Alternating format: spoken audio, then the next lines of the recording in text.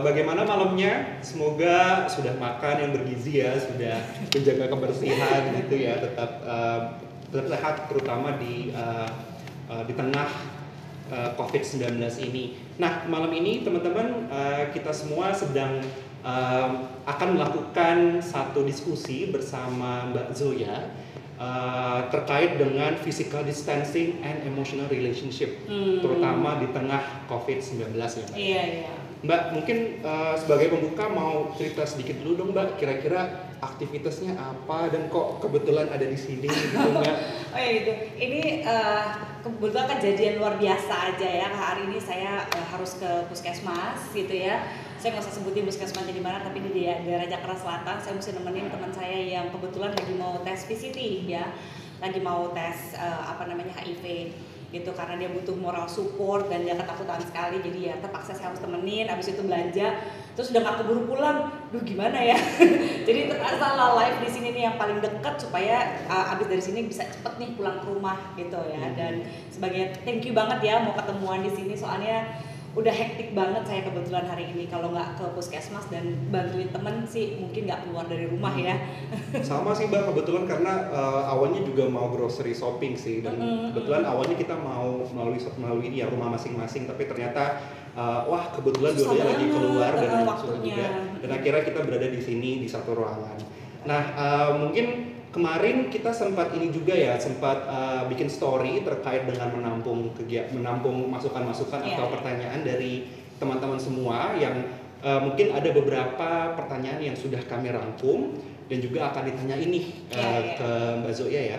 Tapi mungkin sebagai pembuka Mbak, dari Mbak sendiri, bagaimana Mbak kemudian melihat masyarakat nih saat ini, terutama di Jakarta mungkin ya Mbak ya, menanggapi wabah COVID-19 ini Mbak? Iya, kalau saya ngelihat sih semakin banyak baca sosial media yang salah, semakin panik ya. Panik yang tidak pada tempatnya. Karena kalau kita khawatir, wajarlah khawatir gitu. Saya mau mencoba memanusiakan manusia. Jadi seringkali tuh orang-orang yang hidup di kota besar nih ya, itu suka nggak sabaran sama proses, ya kan? Dan apalagi pace-nya biasanya cepet, terus tiba-tiba langsung kayak gini, stres. Nah, kita tuh jangan lupa menanggapinya itu boleh khawatir tapi jangan panik. It's two different things kan ya gitu. Kalau misalnya kita panik, kita jadi nggak bisa mikir. Ketika kita nggak bisa mikir, kita jadi tidak bisa mensikapi apapun yang terjadi sekarang ini. Karena gini, ketidakpastian banyak. Ya, dengan ketidakpastian ini orang pasti akan stres. Jadi salah satu cara untuk melihat ini supaya kita nggak panik adalah acceptance, menerima bahwa dalam keadaan ini ada banyak uncertainty atau hal-hal yang nggak pasti yang tidak bisa kita prediksi dan kita hanya bisa melaluinya hari demi hari, gitu. Nah ini agak relatif menenangkan gitu ya. Tapi kalau misalnya kita panik, kita baca hoax terus gitu ya, itu sih capek gitu ya. Belajarlah mencari sumber yang terpercaya, belajarlah mengelola emosi, karena stres ini dialami oleh seluruh dunia, bukan cuma kita aja gitu. Lalu Mbak, kira-kira mungkin saya juga pengen nanya nih, kira-kira bagaimana sih kita seharusnya untuk mencegah ya keterpaparan kita terhadap COVID-19 ini Mbak? Apa aja sih yang harus kita lakukan secara konkretnya gitu Mbak sehari-hari? Apa yang harus berubah dari keseharian kita untuk kita menanggapi mencegah ini? Ya, yang paling kalau aku sih melihat silver liningnya, aku nggak bilang bahwa ini adalah rezeki ya gitu, enggak ya, of course ya.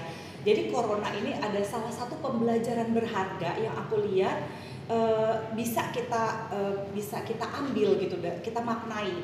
Salah satunya adalah social distancing, ya enggak. Jadi khususnya orang Indonesia gitu ya. Jadi gue jangan dirajam dulu ya ini. Khususnya orang Indonesia itu suka relatif, saya katakan sekali lagi relatif, tidak menghargai yang namanya jarak sosial, ya enggak gitu ya. Kebanyakan orang Indonesia itu jadi misalnya kayak tahu doang kalau ngantri mau naik pesawat yang mahal setaraf Garuda sekalipun, istilahnya kalau domestik ya, itu ngantrinya jadi punya duit tapi nggak punya manners, gitu kan ya, dempet-dempetan dan sebagainya. Nah ini membuat kira-kira faktor psikologisnya jadi tidak sehat kan kalau kita nggak memberikan social distancing. Jadi kita harus memberikan gini, ini jarak intim, jarak personal, baru jarak sosial, gitu. Makanya jarak sosial yang ideal adalah yang seperti ini nih gitu ya Saya ya saat ini kami melakukan jarak sosial ini yang ideal. Jadi harusnya kalau antri itu tuh kita bisa ngasih jarak kurang lebih segini. Karena kalau lebih dekat lagi kita jadi masuk jarak apa? Jarak personal, baru ke jarak intim. Nah, kalau kita bisa belajar dari kejadian ini, mungkin besok-besok ada corona ataupun enggak, kita tetap mempertahankan bahwa karena kita adalah acquaintance, kita memberikan jarak sosial, bukan personal gitu. Karena bukan pacar, bukan teman dekat kan gitu ya istilahnya. Jarak yang profesional seperti apa. Nah kayak gini-gini, ini adalah pembelajaran berharga menurut aku sih ya gitu, yang bisa kita ambil dari sini. Nah hal yang konkret yang bisa kita lakukan adalah satu, kalau nggak urgent kayak kita berdua ini ya gitu, kita mau belanja makanan terus kayak gitu, saya kebetulan harus ke rumah sakit dan sebagainya, kayak harus ke puskesmas dan sebagainya, ya kita nggak keluar rumah gitu.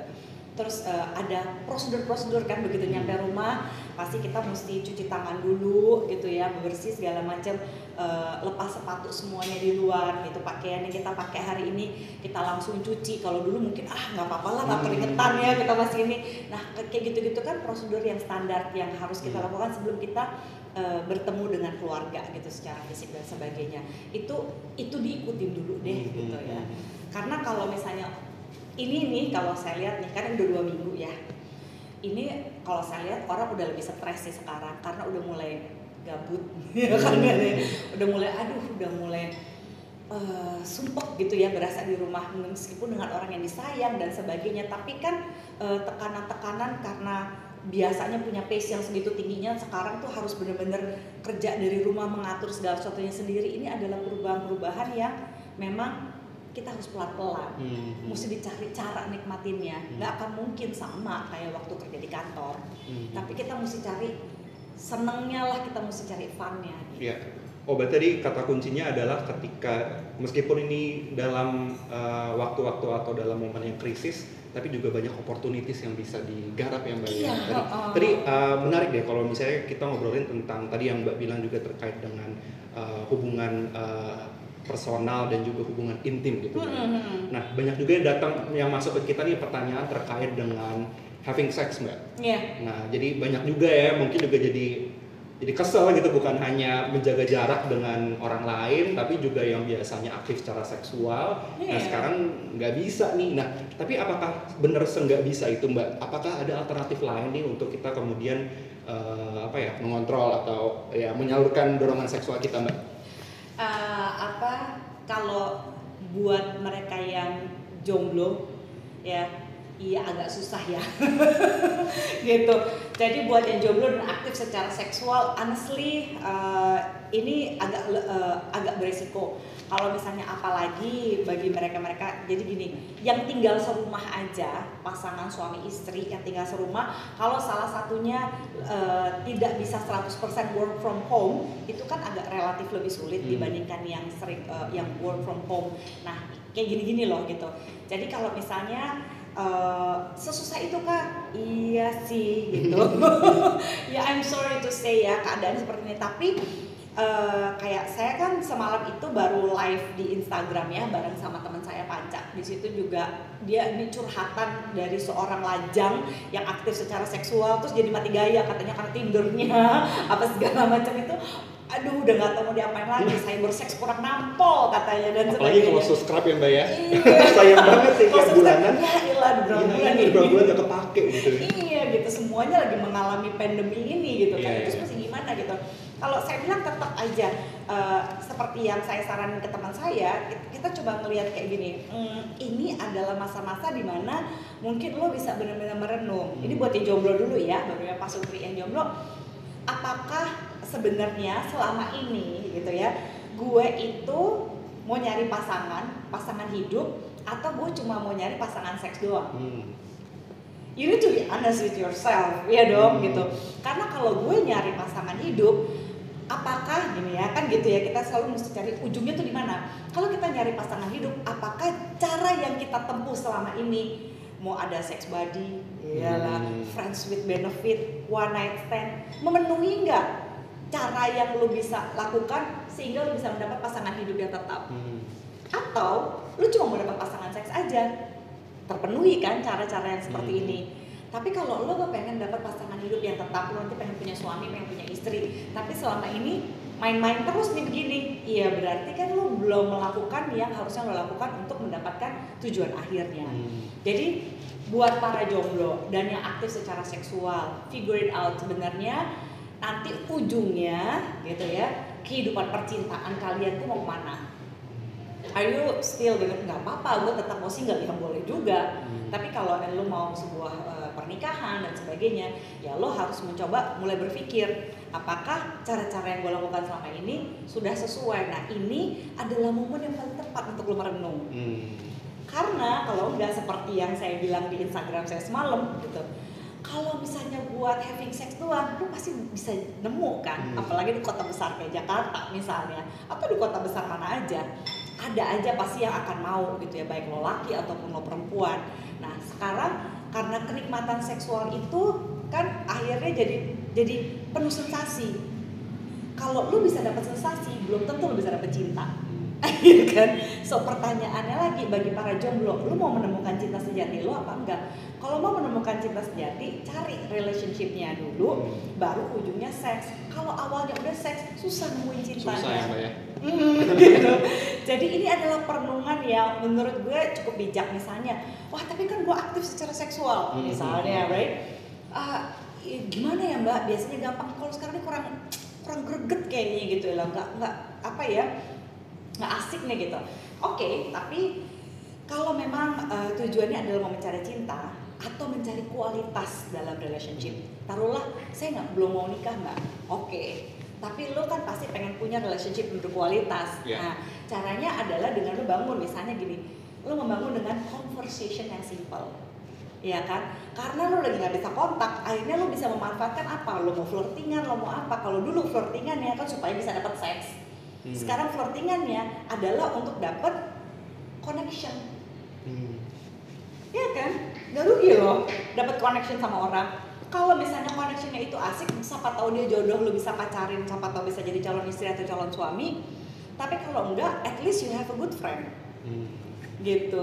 Jadi jangan desperate dulu ya para jomblo ya, apalagi yang aktif secara seksual ya.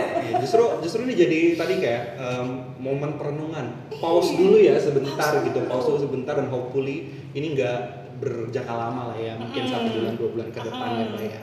Dan pause dulu untuk mengetahui tipe apa yang sebenarnya dibutuhkan kita sendiri gitu, apakah emosional, apakah seksual, lalu kalau misalnya berhubungan dengan orang kemudian apa sih yang sebenarnya bisa kita develop lebih baik gitu untuk kedepannya Mbak ya. Tapi apakah beneran nggak bisa having sex sama sekali Mbak, nggak ada alternatif Mbak, kayak misalnya sekarang kan nih Mbak yang aku tahu tuh banyak juga kayak situs-situs bokep ya Mbak ya, Iya. Mbak ya.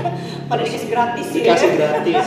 Terus juga sekarang yang banyak juga banyak yang melakukan ini apa namanya phone sex misalnya Mbak. Nah, buat Mbak sendiri rekomen nggak sih untuk terutama dalam momen kita mengkarantinakan diri sendiri?